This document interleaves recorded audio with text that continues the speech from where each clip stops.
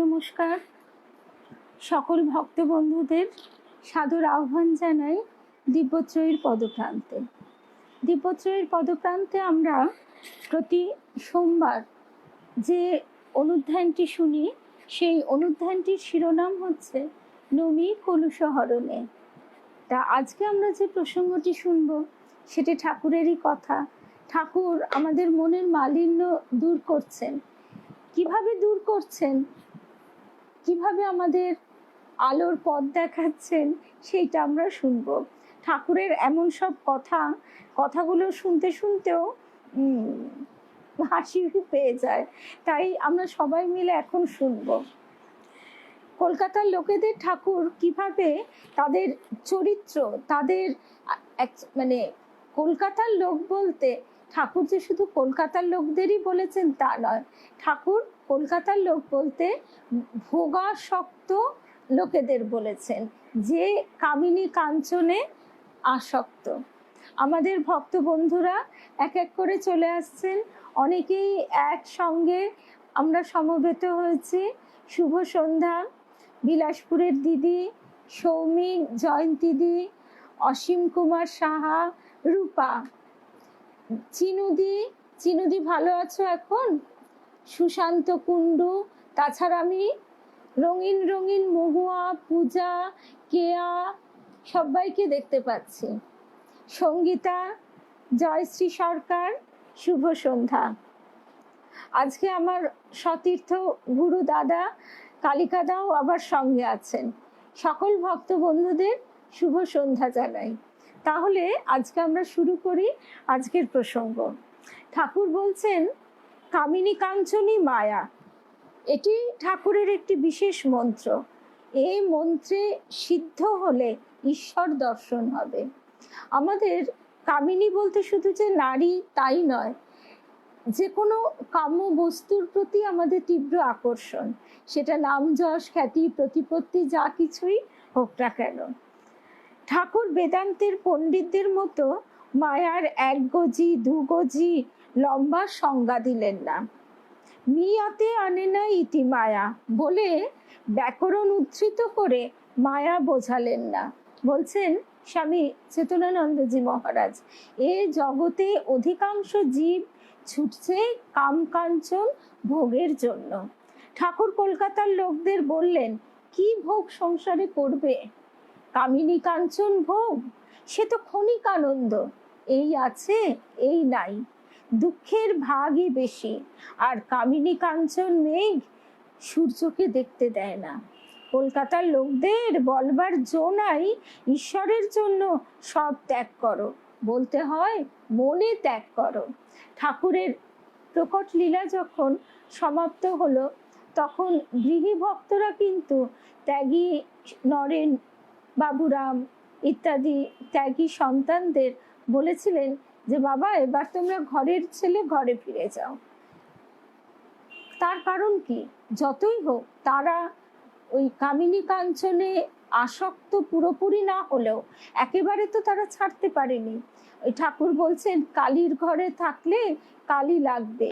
তো সুতরাং তারা বলছে যে তোমরা বাপ মায়ের ছেলে, বাপ মায়ের কাছেই ফিরে যাও, সেখানে ঘরে সংসারে বসে না হয় সাধন ভজন করো। কিন্তু ঠাকুর যে তাদের আলাদাভাবে কিভাবে তৈরি করেছেন সে তো তারা জানে না। ঠাকুর বলছেন কলকাতার লোকদের বলবার জো নাই যে ঈশ্বরের জন্য সব ত্যাগ করো, বলতে হয় মনে ত্যাগ করো। পাশ্চাত্যের অনেক মহিলা কথামৃতের ওমেন অ্যান্ড গোল্ড ইজ মায়া, এই কথাটি পড়ে বিশেষ আঘাত পান। ঠাকুর কখনোই মেয়েদের হেয় জ্ঞান করেননি। আমরা তো সেটা প্রথম থেকেই দেখতে পাই। তার গুরু নারী, তিনি তাদের দেবিক জ্ঞানে পূজা করেছেন। কলকাতার কামুক মেরুদণ্ডহীন পুরুষ ভক্তদের মনে বৈরাগ্য আনবার জন্য এবং তাদের কাম প্রবৃত্তি নষ্ট করবার জন্য তিনি মেয়েদের সম্বন্ধে ওইরূপ মন্তব্য করেছেন। এটাও আমাদের জানতে হবে। এই কথাটা আমাদের দেবীমা সবসময় বলতেন যে, এবং নিজেরাও এটা আমরা একটু ভাবলেই বুঝতে পারি যে কথামৃতেই আমরা এই ঠাকুরের বলা কথাটি পাই কামিনী কাঞ্চন মায়া। কিন্তু এখানে যেহেতু পুরুষ ভক্তেরাই আসতেন এবং সেখানে সচরাচর মেয়েরা উপস্থিত হতেন না, তাই এখানকার যে উপদেশগুলি সেগুলি পুরুষদের উদ্দেশ্যেই বলা হয়েছে। ঠিক একই রকম ভাবে ঠাকুর কিন্তু মেয়েদেরও সাবধান করতেন যে তারাও যেন পুরুষের প্রতি কখনোই আকর্ষিত না হয়, পুরুষ মাত্রেই যেন তারা সন্তান রূপে দেখে। তার একদম স্পষ্ট ছবি আমরা দেখতে পাই গৌরী মায়ের আশ্রমে, শারদেশ্বরী আশ্রমে। সেখানেই গৌরী মা বলছেন যে একমাত্র শ্রী শ্রী রাধা দামোদর লালই হচ্ছেন পুরুষ, সোনার পুরুষ।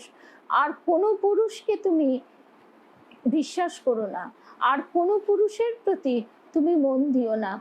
পুরুষ মানুষকে দেখলে তাদের সন্তান রূপে স্নেহ করো। ঠাকুর এরপর যে কথাটা শুনে প্রথমেই হাসি পাচ্ছিল, সেটা হচ্ছে ঠাকুর বলছেন, এবং স্বামী চেতনানন্দজি মহারাজও বলছেন যে ঠাকুরের এই উক্তিগুলি বাংলা কথা সাহিত্যের চরম নিদর্শন। তোমাদের তো, ঠাকুর বলছেন, তোমাদের তো এত বড় বড় গোঁফ, তবু তোমরা ওইতেই রয়েছ। ওইতেই মানে ওই সেই কামিনীতেই। আজকে আবার আমাদের অঙ্কিতাও হাজির। আর সকল ভক্ত বন্ধুদের শুভ সন্ধ্যা জানাই। স্বাতী, মৌসুমী, অনিতা, শুভ সন্ধ্যা।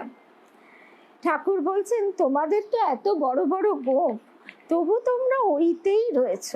মনে মনে বিচার করে দেখো, সকলেই দেখি মেয়ে মানুষের বশ। কাপ্তেনের বাড়ি গেছিলাম, তার বাড়ি হয়ে রামের বাড়ি যাব, তাই কাপ্তেনকে বললাম গাড়ি ভাড়া দাও। কাপ্তেন তার মাকে বললে, সে মা গো তেমনি ক্যা হুয়া করতে লাগলো। শেষে বললে ওরাই দেবে, অর্থাৎ রামেরাই দেবে। ঠাকুর বলছেন গীতা, ভাগবত, বেদান্ত সব ওর ভিতরে, অর্থাৎ ওই মাঘের ভিতরে। মানে এর অর্থ কি, যে ওই কাপ্তেন বিশ্বনাথ উপাধ্যায় তিনি যতই বড় বড় কথা বলুন না কেন, জ্ঞানীর মতো কথা বলুন না কেন, তারপর শেষকালে দেখা যাচ্ছে মন কিন্তু সেই নারীতেই বশ। তিনি যা বলছেন তার কথাতেই তিনি উঠছেন বসছেন। ঠাকুর আরো বলছেন টাকা কড়ি সব মাগের হাতে। আবার বলা হয় আমি 2 টাকাও আমার কাছে রাখতে পারি না, কেমন আমার স্বভাব। ঠাকুর তাই বারবার বলতেন মন মুখ এক, মন মুখ এক করো। মনে আমাদের অন্যরকম চিন্তা, অথচ মুখে আমরা বলছি তা নয়।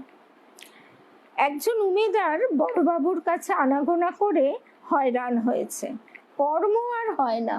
বড়বাবু বলেন এখন খালি নেই, বড়বাবু বলেন এখন খালি নেই, ওই কাজের জন্য যে লোক নেওয়া হবে এখন খালি নেই, মাঝে মাঝে এসে দেখা করো। উমেদার হতাশ হয়ে গেল, সে একজন বন্ধুর কাছে দুঃখ করছে। শুভ সন্ধ্যা নিবেদিতা, শুভ্রা, শুভ সন্ধ্যা। উমেদার হতাশ হয়ে বন্ধুর কাছে দুঃখ করছে। বন্ধু বললে তোর যেমন বুদ্ধি, ওটার কাছে আনাগোনা করে পায়ের বাঁধন ছেঁড়া কেন? তুই গোলাপকে ধর, কালই তোর কর্ম হবে। গোলাপ বড়বাবুর রাড়। তারপর ঠাকুর বলছেন, ঠাকুরের এই গ্রাম্য যে কথাগুলি আমরা সভ্য সমাজে পরিশীলিত পরিমার্জিতভাবে ব্যবহার করি না, ঠাকুর কিন্তু অমনিই কথা বলতেন। মাস্টার মশাই অনেক পরিমার্জনা করে কথামৃতে লিখেছেন, তবু ছোট্ট ছোট্ট 2-1 কথা যখন আমরা পাই, আমাদের ভাবতে ইচ্ছে করে ঠাকুর কেমন করে কোন কথাটা বলতেন। শুভ সন্ধ্যা সৌরভ। বলছেন তুই গোলাপ বড়বাবুর রাড়। তারপর গোলাপের কথায় বড়বাবু উমেদারকে পরদিনই চাকরি দেন। যত সব দেখি সোমরা চোমরা, বাবু ভায়া, কেউ জজ, কেউ ম্যাজিস্টর, বাইরেই যত বোলাও, স্ত্রীর কাছে সব একেবারে কেঁচো গোলাম। অন্দর থেকে কোনো হুকুম এলে সে অন্যায় হলেও সেটা রদ করবার ক্ষমতা কারো নেই। এই প্রসঙ্গে ঠাকুর অপূর্ব ভঙ্গিতে এক ধনী কাপড় ব্যবসায়ীর কৃপণতার গল্প বলেন। সে তার গুরুকে পুঁথি বাঁধবার জন্য এক টুকরো কাপড় দিতে অস্বীকার করলো, কিন্তু শেষে রাতে স্ত্রীর কথায় কাপড় এনে দেয় এবং ওই কাপড় স্ত্রী গুরুকে পরদিন পাঠায়। ওপরের গল্প দুটি বড়, তাই মূল কথাটাই বলা হলো।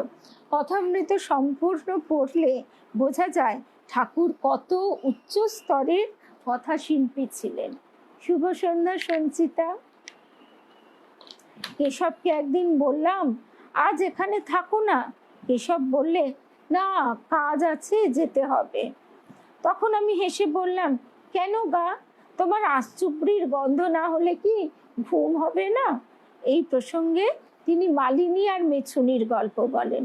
মালিনী মেছুনির গল্পটা নিশ্চয়ই সকলেরই মনে আছে, যে ফুলের বিছানায় শুয়ে মেছুনির আর ঘুম আসছে না।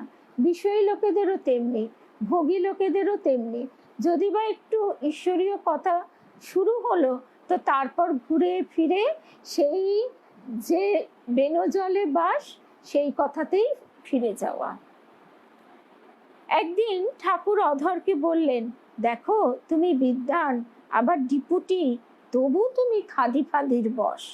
ঠাকুরের কাছে কলকাতার মেয়েরাও যেত এবং বলতো, কেন ঈশ্বরে মন হয় না, মন স্থির হয় না।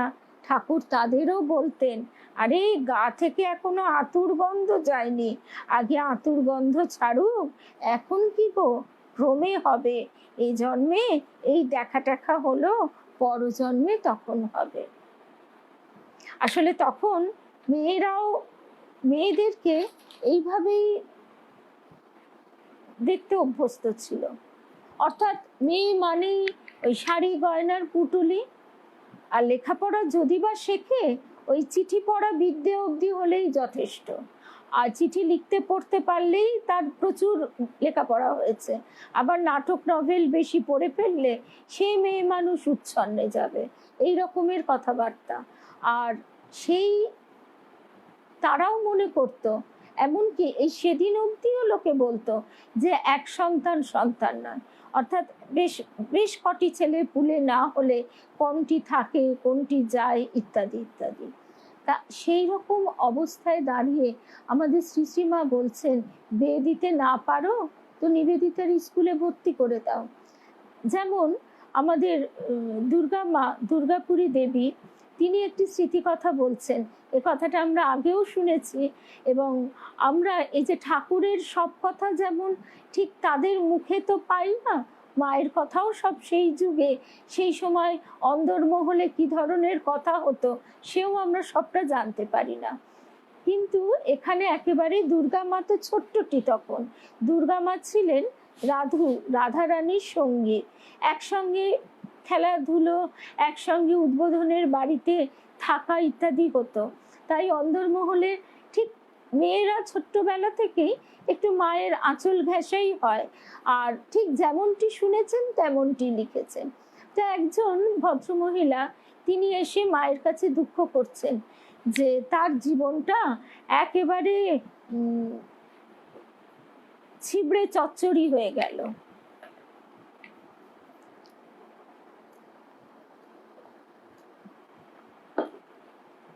এই সংসারের সকলের নানা রকম হুকুম তামিল করতে করতে, সংসারের চাপ সইতে সইতে একেবারে ছিবড়ে হয়ে গেল, সবটাই যেন বৃথা গেল, এরকম অনেক কাঁদুনি গাইছেন।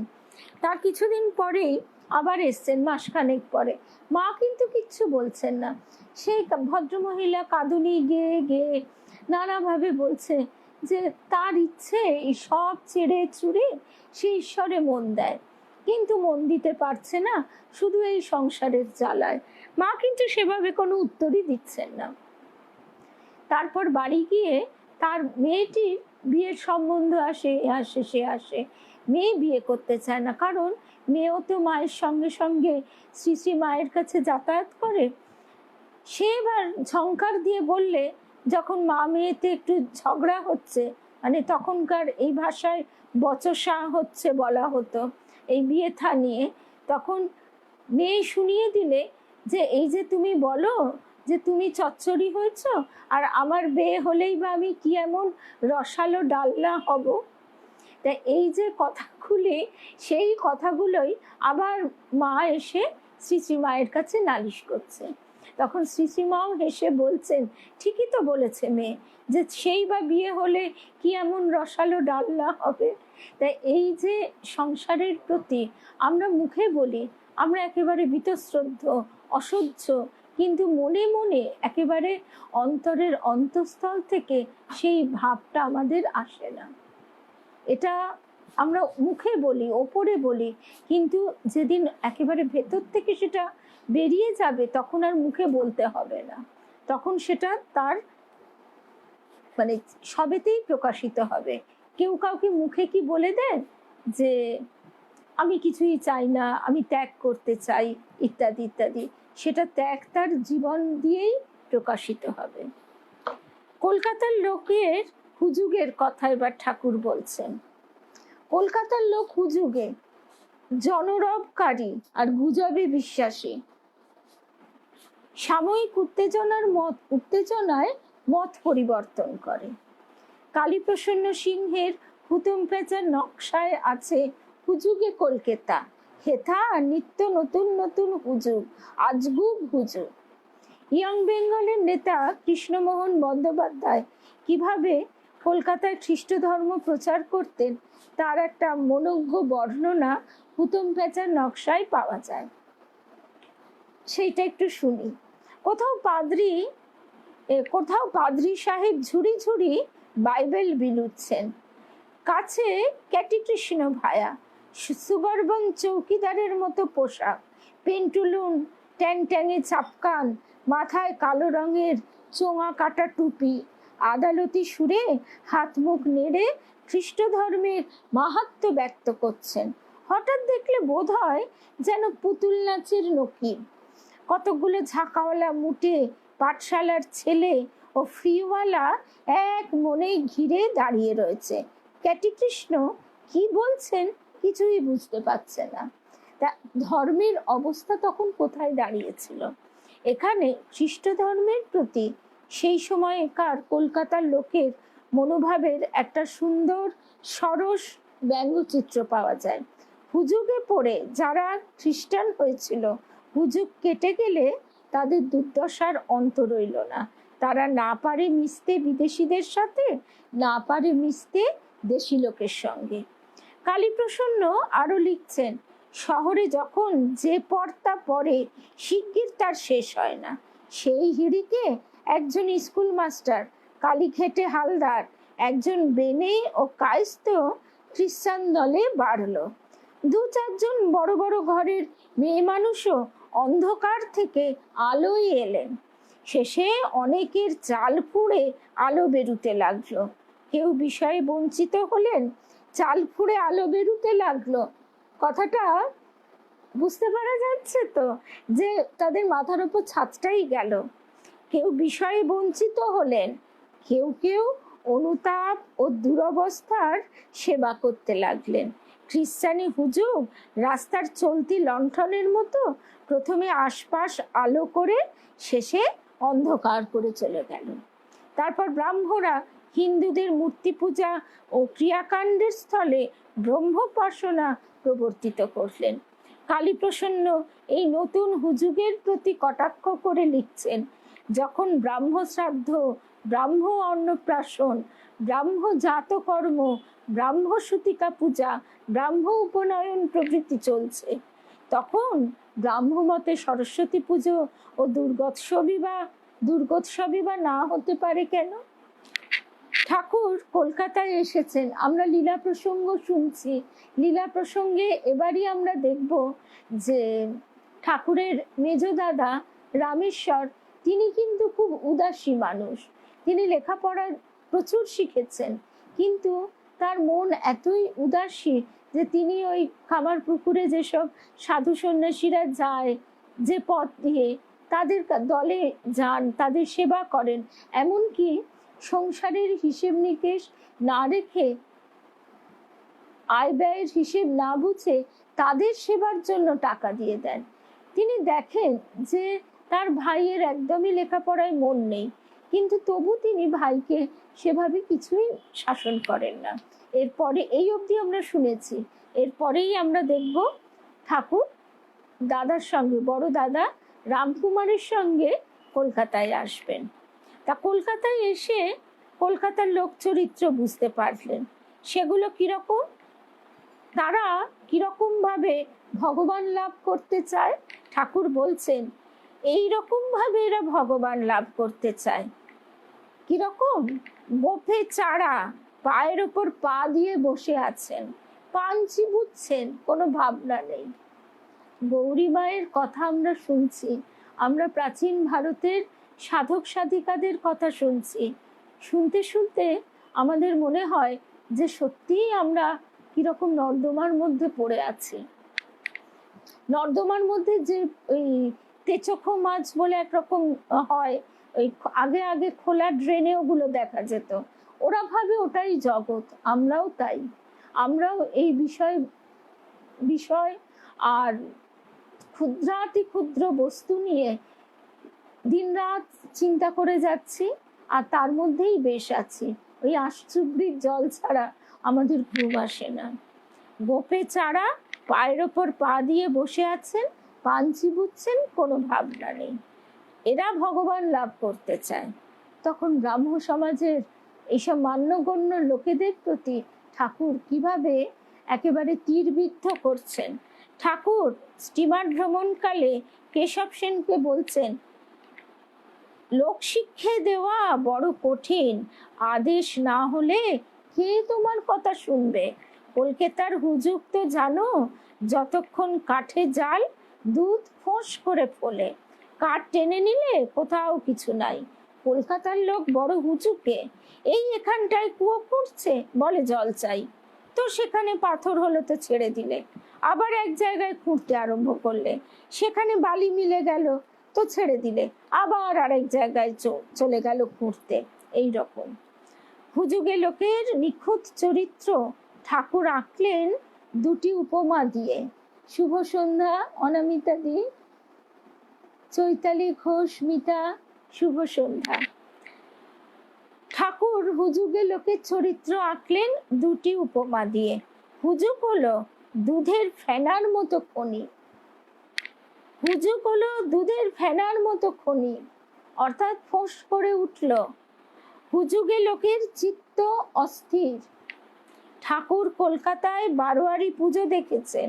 তখনকার দিনে হাল ফ্যাশন, রুচি, খেয়াল কিছুই তার দৃষ্টি এড়াতো না। তিনি বারোয়ারির এক্সিবিশনে নানা দেবদেবীর মূর্তি দেখেছেন এবং হুজুগে লোকদের সম্বন্ধে মন্তব্য করেছেন, যাদের কোনো ঠাকুরের দিকে মন নাই তাদের আলাদা কথা, বেশ্যা উপপতিকে ঝাঁটা মারছে, বারোয়ারিতে এমন মূর্তিও করে। তারই বিস্তার এখন তো আরো দেখতে পাওয়া যায় থিম পুজোয়।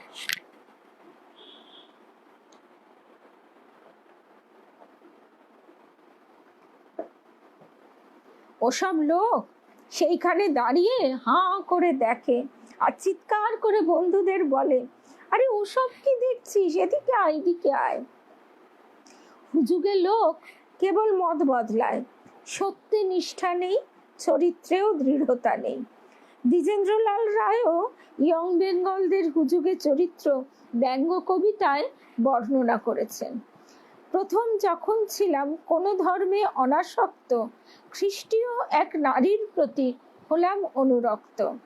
বিশ্বাস হলো খ্রিস্ট ধর্ম, ছেড়ে দিলাম পথটা, বদলে গেল মতটা। চেয়ে দেখলাম নব্য ব্রাহ্ম সম্প্রদায়ে স্পষ্ট, চক্ষু বোঝা ভিন্ন নাইকো অন্য কোনোই কষ্ট। কথিত ভগ্নী সহ দীক্ষিত হব উক্ত ধর্মে, এমন সময় বিয়ে হয়ে গেল হিন্দু ফর্মে। ছেড়ে দিলাম পথটা, বদলে গেল মতটা। অর্থাৎ মুহুর্মুহু এই মনে হচ্ছে সংসার একেবারে বীতশ্রদ্ধ সংসারের প্রতি। এই বুঝে আমি সংসার ছেড়ে চলে যাব, এই ভাবছে আবার এই ছেলের বিয়ে দিলাম, ব্যাস আর আমি নিশ্চিন্ত, এইবার আমি সারাদিন শুধু ওই ধ্যান জপ করবো আর ঈশ্বর নাম করব। এখনো বোধহয় গয়নার দোকানের বিল মেটানো শেষ হয়নি, কিন্তু এর মধ্যেই মন হয়ে গেল যে না, আর গয়নাগাটি পরা চলবে না। এই এই হুজুগ এখনকার দিনেও জ্বলজ্বল করছে। এই হলো হুজুগের লক্ষণ। এসব দেখে ঠাকুর বলেছিলেন কলকাতার লোক হলো হুজুগে। শ্রী রামকৃষ্ণ খুবই ক্ষুব্ধ হতেন কেউ যদি কথার খেলাপ করত। সত্য থেকে ভ্রষ্ট ব্যক্তিকে ঠাকুর পোকার সঙ্গে তুলনা করেছেন, বলতেন লোক না পোক। যদু মল্লিক বাড়িতে চণ্ডীর গান দেবেন বলেছিলেন, কিন্তু না দেওয়ায় ঠাকুর বললেন সে কি, পুরুষ মানুষের এক কথা, মরদ কি বাত, হাতি কি দাঁত। ঠাকুর ঈশ্বরচন্দ্র বিদ্যাসাগরকে কলকাতায় দেখতে যান এবং তাকে দক্ষিণেশ্বরে আমন্ত্রণ করেন। বিদ্যাসাগর অঙ্গীকার ভঙ্গ করায় ঠাকুর বললেন, বিদ্যাসাগর কিন্তু সত্য কথা কয় না, সত্য বচন পরস্ত্রী মাতৃ সমান, এই সে হরি না মিলে তুলসী ঝুট যাবান। সত্যে থাকলে তবে ভগবানকে পাওয়া যায়। শিবনাথ শাস্ত্রীও কথা রাখেনি। শিবনাথ শাস্ত্রীও কথা না রাখায় ঠাকুর বিরক্ত হয়ে বলেছিলেন কথা ঠিক নাই। আমাকে বলেছিল যে একবার ওখানে যাবে, দক্ষিণেশ্বরের কালীবাড়িতে, যায়ও নাই আর কোনো খবরও পাঠায় নাই, ওটা ভালো নয়। এই রকম আছে যে সত্য কথাই কলির তপস্যা। ঠাকুর কলকাতার লোকদের সমালোচনা গ্রাহ্য করতেন না। বিষয় মদে মত্ত যারা, তারা মাতালের শামিল। বিষয় মদে মত্ত যারা, তারা মাতালের শামিল। তাদের কথাও অর্থহীন প্রলাপ। ওই প্রসঙ্গে ঠাকুর বলেন, কলকাতার লোকেরা ভক্তি করতেও যেমন, অভক্তি করতেও তেমন। আমায় কেউ কেউ বলে বাবুর লাল পেড়ে কাপড় পরা, পায়ে কালো বার্নিশ চটি জুতো, তাকিয়ায় ঠেসান দিয়ে বসা, এসব না হলে চলে না। গঙ্গার জল সকালে দেখলাম বেশ ভরপুর রয়েছে, আবার দেখি না কমে গেছে। এসব লোকদেরও কিরকম জানিস, ঠিক জোয়ার ভাটার মতন। কত শালা কত কি বলে, ও শালাদের ভালো কথাই মুতে দি আর মন্দ কথায়ও মুতে দি। ঠাকুর বলছেন, তবে হ্যাঁ, কেউ কেউ আছে ভক্তিমান বিশ্বাসী, তাদের আর ওসব হবে নি। তারা যাকে ভক্তি করবে বা বিশ্বাস করবে তাদের আর ভুল হবে নিকো। কিরকম জানিস, যেমন অগস্ত্য বিন্ধ্যগিরিকে বলেছিল আমি না আসা পর্যন্ত তুমি এই রকম থেকো, সে আর মাথা তুললে না। তারপর ঠাকুর এই যে অহৈতুকী কৃপা, ঠাকুর যে আমাদের এত এত কিছুর পরও আমরা না চাইতো তিনি যে কৃপা করেছেন, সেটি ঠাকুর নিজেই আমাদের বলছেন। পতিত পাবন কপাল মোচন কর্মনাশা তিনি, শ্রীরামকৃষ্ণ। কলকাতার ঈশ্বর বিমুখ লোকেদের জন্য তিনি সদা মঙ্গল চিন্তা করতেন। কথায় বলে শাসন করা তারই সাজে, সোহাগ করে যে। ঠাকুর সংসার তাপে দগ্ধ পতিত দুঃখী ব্যক্তিকে সাহায্য করবার জন্য সদা উন্মুখ হয়ে থাকতেন। আর ঠাকুরের সোহাগ, ঠাকুরের আদর ভালোবাসা যেটুকু আমরা কথামৃতে পাই বা শ্রী রামকৃষ্ণকে যেরূপ দেখিয়াছি সেই বইগুলো পড়তে পড়তে পাই, আমাদের শুধু সেইটুকু ভাবতে ভাবতেই ধ্যান হয়ে যায়। কখনো কখনো ঠাকুরের দৈবী আচরণ সাধারণ মানুষের কাছে অদ্ভুত অস্বাভাবিক মনে হতো এবং অনেকে ভুল বুঝত। এই সচল ধ্যান জিনিসটি ভারী সুন্দর, আমাদের খুব কঠিন করে, আমাদের সে সাধ্যও নেই বা সেই আধারও আমরা নই, কিন্তু যখন আমরা এই ছবিগুলির মধ্যে ডুবে যাই তখন ওই সচল ধ্যান, এই সচল ধ্যানের প্রসঙ্গটি স্বামী চেতনানন্দজি মহারাজ বারবার বলেছেন। অর্থাৎ তখন যেন আমাদের আশপাশ সম্বন্ধে আমরা একেবারে বাহ্য জ্ঞান শূন্য হয়ে যাই। আমাদের মন এমনই নিবিষ্ট হয়ে যায় যে তখন মনে হয় যে আমরা সেই স্থানে সেই সময়ে পৌঁছে গেছি।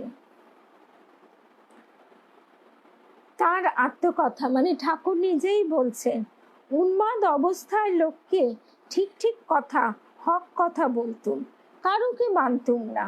বড় লোক দেখলে ভয় হতো না। কাপ্তেনের সঙ্গে সৌরীন্দ্র ঠাকুরের বাড়ি গেছিলাম।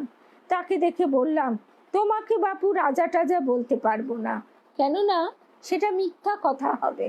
সেই উন্মাদ অবস্থায় আরেকদিন বরানগরের ঘাটে দেখলাম জয় মুখুজ্জে জপ করছে, কিন্তু অন্যমনস্ক। কাছে গিয়ে দিলাম 2 চাপড়। একদিন রাসমণি ঠাকুর বাড়িতে এসেছে, কালী ঘরে এলো। পুজোর সময় আসতো আর 2-1খানা গান গাইতে বলতো। তা গান গাচ্ছি, দেখি সে অন্যমনস্ক হয়ে ফুল বাজছে, অমনি 2 চাপড়। তখন ব্যস্ত সমস্ত হয়ে হাত জোড় করে রইল। ধন্য জয় মুখুজ্জে, ধন্য রানী রাসমণি। অবতার শ্রীরামকৃষ্ণের স্পর্শে তারা চিরদিনের জন্য সমনস্ক হয়ে গেলেন। স্বামী চেতনানন্দজি মহারাজ বলছেন, অনেক সময় ধ্যান জপকালে মন এদিক ওদিক ছোটাছুটি করতে লাগে। কেউ যদি ভাবে ঠাকুর সামনে বসে আছেন, এখনই একটা চাপড় মারবেন, তবে তার মন ঠাকুরের ওপরেই থাকবে। ঠাকুর নিজে ধ্যানকালে দেখতেন শানিত ত্রিশূলধারী জনৈক সন্ন্যাসী তার দেহ মধ্য থেকে বের হয়ে তাকে বলতেন, অন্য চিন্তা সকল পরিত্যাগ পূর্বক ইষ্ট চিন্তা যদি না করিবি, তো এই ত্রিশূল তোর বুকে বসাইয়া দিব। চঞ্চল মনকে শায়েস্তা করতে আমাদেরও একজন ত্রিশূলধারীর প্রয়োজন। বিষয় চিন্তা বিষ সদৃশ, দুঃখদায়ী ও বন্ধনের কারণ। এই বিষয় চিন্তা থেকে কলকাতার লোকেদের রক্ষা করবার জন্য ঠাকুর তাদের দাঁড়ে দাঁড়ে ঘুরতেন। ঠাকুর বিনা নিমন্ত্রণে তাদের বাড়ি চলে যেতেন। আজও আমরা ঠাকুরকে কি আহ্বান করে আমাদের অন্তরে বসাই না? আজও তিনি সেই, আমাদের গুরুদেব বলতেন, গোপন লীলা। সেই গোপন লীলায় আজও ঠাকুর আমাদের অন্তরের দরজায় দরজায় ঘুরে বেড়াচ্ছেন। সৎ প্রসঙ্গের দ্বারা তাদের মনকে ঊর্ধ্বমুখী করবার চেষ্টা করতেন। রোগ শয্যায় শুয়ে শ্যামপুকুর বাটিতে ডাক্তার সরকারকে বলছেন, মহিন্দর বাবু কি টাকা টাকা করছো, মাঘ মাঘ মান মান করছো, ওসব এখন ছেড়ে দিয়ে একচিত্ত হয়ে ঈশ্বরেতে মন দাও, ওই আনন্দ ভোগ করো। সাহিত্য সম্রাট বঙ্কিমচন্দ্রকে ঠাকুর জিজ্ঞাসা করলেন, মানুষের কর্তব্য কি? বঙ্কিমচন্দ্র চট্টোপাধ্যায়ের নাম তখনই যে সমাজে একেবারে খ্যাতির শীর্ষে। শুধু তাই নয়, তিনি উচ্চ পদে কর্মরত। বঙ্কিমচন্দ্র উত্তর দিলেন, আহার নিদ্রা ও মৈথুন। ঠাকুর ধিক্কার দিয়ে তখনই বললেন, তুমি তো বড় ছেঁচড়া, তুমি যা রাত দিন করো তাই তোমার মুখে বেরুচ্ছে। লোকে যা খায় তার ঢেকুর তোলে, মূলো খেলে মূলোর ঢেকুর ওঠে। কামিনী কাঞ্চনের ভিতর রাত দিন রয়েছ, আর ওই কথাই মুখ দিয়ে বেরোচ্ছে।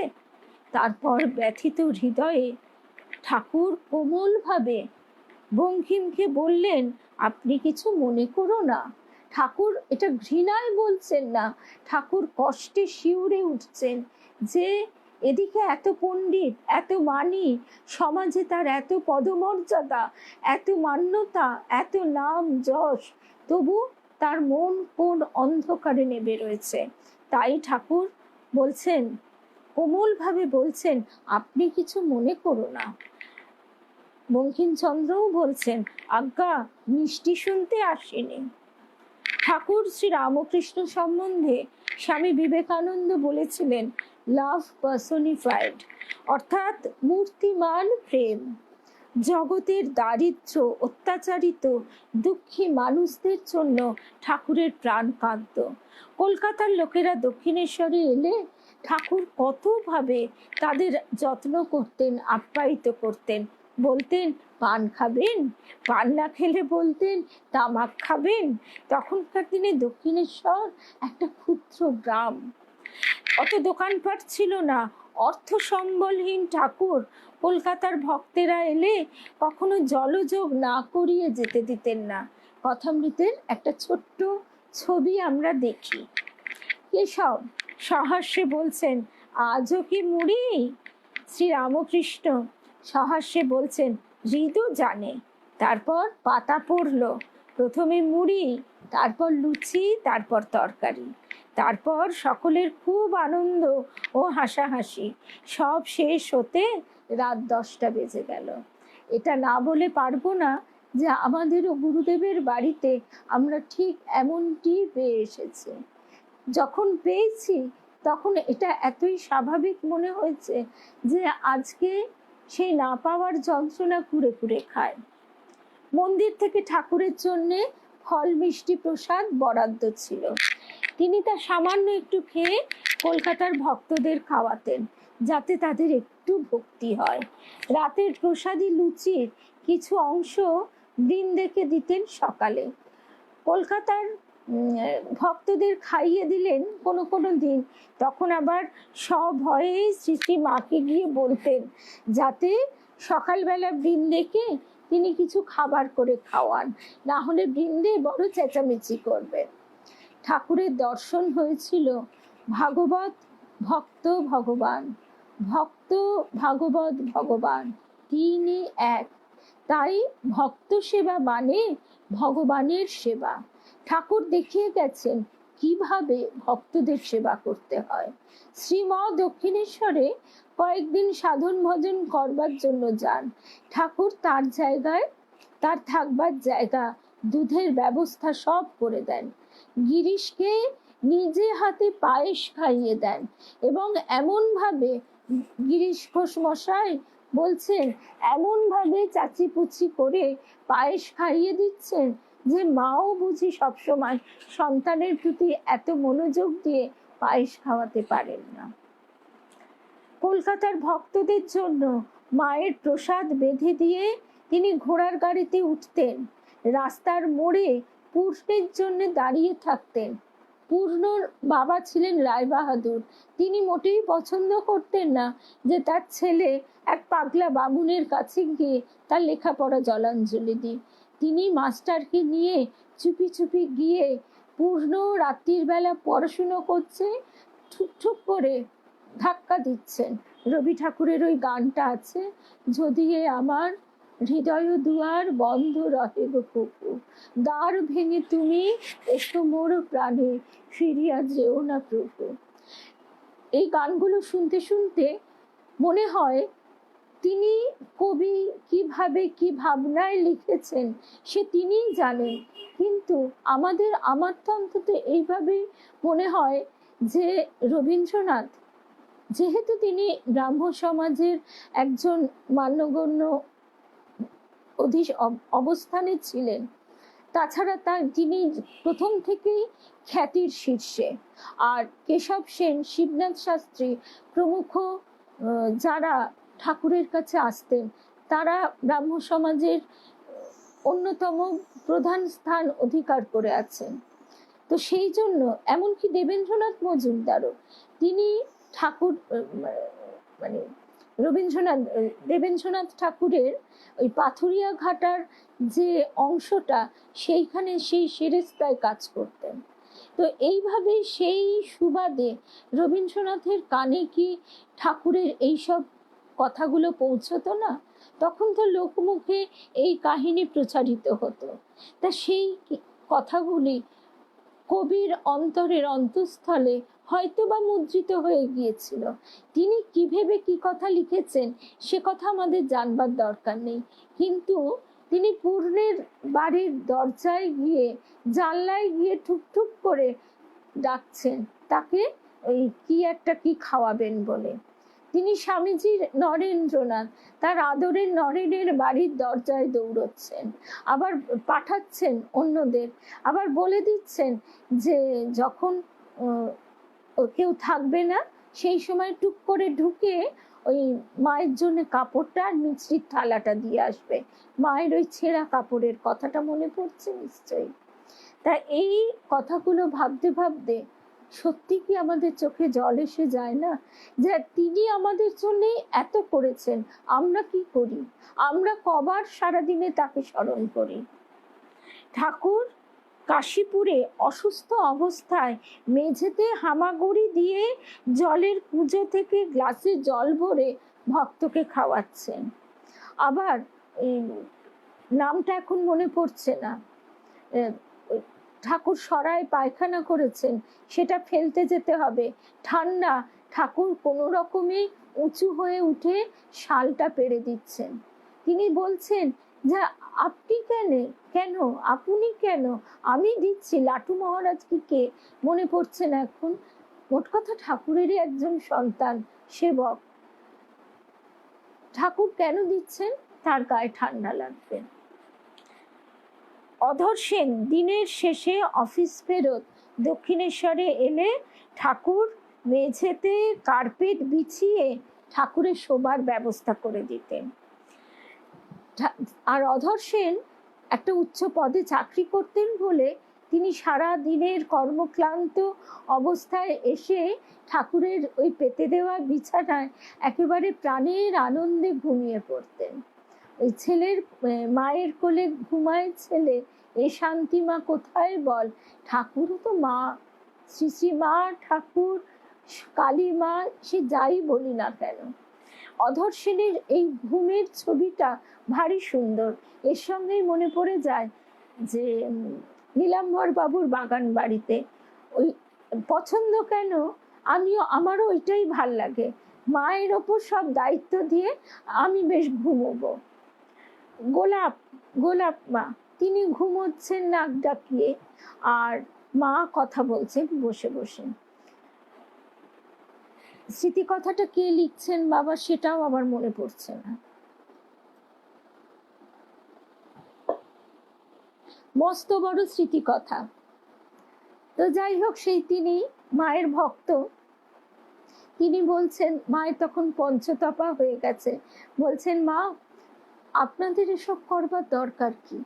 তখন মা বলছেন যে আমি আর কি করলাম, ঠাকুর কত করেছেন, আর দেখো তোমরা তো এসব পারবে না, তাই আর কি। দেখছো না গোলাপ কেমন ঘুমোচ্ছে নাক ডাকিয়ে। অর্থাৎ তিনি বাপ মায়ের সম্পত্তি সন্তান ভোগ করে, শুধু একটু কথা উড়নচণ্ডী হলে দেবেন না। কোনো মা বাপ তো উড়নচণ্ডী ছেলেকে দেন না, সেটাও সতর্ক করে দিচ্ছেন। তারপর ক্যান্সার হবার 4-5 বছর আগে একদিন দক্ষিণেশ্বরে ঠাকুর মাকে বলছেন, যখন যাত্রার হাতে খাবো, কলকাতায় রাত কাটাবো, আর খাবারের অগ্রভাগ কাউকে না দিয়ে, খাবারের অগ্রভাগ কাউকে দিয়ে অবশিষ্টটুকু গ্রহণ করব, তখন জানবে দেহরক্ষা করতে অধিক বিলম্ব নেই। অনেক সময় মনে প্রশ্ন জাগে, ঠাকুরের দেহরক্ষার সঙ্গে কলকাতায় রাত্রিবাসীর কি সম্বন্ধ? তিনি জেনে শুনে কেন কলকাতায় শ্যামপুকুরে বাস করতে এলেন? স্বামী প্রভানন্দজি মহারাজ তার শ্রী রামকৃষ্ণের অন্তলীলা গ্রন্থে কয়েকটি কারণ উল্লেখ করেছেন। বলছেন স্বামী চেতনানন্দজি মহারাজ, সকলেরই বিশ্বাস ছিল যে ঠাকুরের সব কিছু, এমনকি দেহের ব্যাধিজনিত যন্ত্রণা ভোগ পর্যন্ত বিশ্ব মানবের কল্যাণের জন্য। কেউ কেউ মনে করতেন ভক্তগণকে সেবার সুযোগ দিয়ে তাদের অতৃপ্ত আকাঙ্ক্ষা পূরণের জন্য শ্রী রামকৃষ্ণ স্বেচ্ছায় ব্যাধিগ্রস্তের মতো অবস্থান করছেন। আবার কেউ বা ভাবতেন দক্ষিণেশ্বর পর্যন্ত গিয়ে প্রেমময় ঠাকুরের দর্শন ও সঙ্গ লাভের যে অসুবিধা তা দূর করবার জন্যই তিনি কলকাতার শ্যামপুকুরে অবস্থান করছেন। আরো কেউ কেউ বলতে থাকেন যে পাশ্চাত্য শিক্ষাবিবাণী ভোগ সর্বস্ব কলকাতার মানুষকে ত্যাগের পথে প্রবর্তিত করবার জন্যই শ্রী রামকৃষ্ণের কলকাতায় আগমন ও অবস্থান। কলকাতার লোকেরা প্রায় বিগত 30 বছর ধরে ঠাকুরের অবতারত্ব নিয়ে সন্দেহ করেছেন। তারপর জীবনের শেষ প্রান্তে তিনি আত্মস্বরূপ প্রকটিত করে তাদের সন্দেহ ভঞ্জন করলেন। তখন শুরু হলো তার বিদায়ের তোড়জোড়। এই বিষয়টিও ঠাকুর দক্ষিণেশ্বরে উপমা দিয়ে বোঝাতেন, কিন্তু বোঝালে কি হবে, ধারণা শক্তি তো নেই, তাই মানুষ ধারণা করতে পারতো না। আর সাধারণভাবে সাধারণ মানুষের যখন সেটা সহজে পায় তার মূল্যটা সে বুঝতে পারে না। ঠাকুর বলতেন, যখন একটা বড় জাহাজ গঙ্গার মাঝখান দিয়ে যায়, পাড়ের লোকেরা টের পায় না, তার কিছুক্ষণ পরে পাড় ভাঙে আর ছলাৎ ছলাৎ করে জল ঢেউ ভাঙে, তখন লোকে বুঝতে পারে। তা ঠাকুরও আরো এই বিষয়ে আরো একটি কথা বলেছিলেন, অধিক লোক যখন দেবজ্ঞানে মানবে, শ্রদ্ধা ভক্তি করবে, তখন এর অন্তর্ধান হবে, অর্থাৎ এই শরীরের। ঠাকুর বলতেন, ছদ্মবেশে রাজা তার রাজ্যে ঘুরে বেড়ায়, প্রজাদের দেখে, কিন্তু যখন কানাকানি পড়ে যায়, লোক জানাজানি হয়ে যায়, তখন রাজা চট করে সেই জায়গা ত্যাগ করে। এইভাবে ঠাকুর বারে বারে আভাসে ইঙ্গিতে এইভাবে প্রকাশ করেছেন। সেদিন ভাগবতের একটা ব্যাখ্যা থেকে একটা জায়গায় পড়ছিলাম, সেখানে বলা হচ্ছে যখন কলির সময় এলো এই পৃথিবীতে প্রভাব বিস্তার করবার, তখন কলি কিন্তু খুব ভয় পাচ্ছে। সে একেবারেই চাইছে না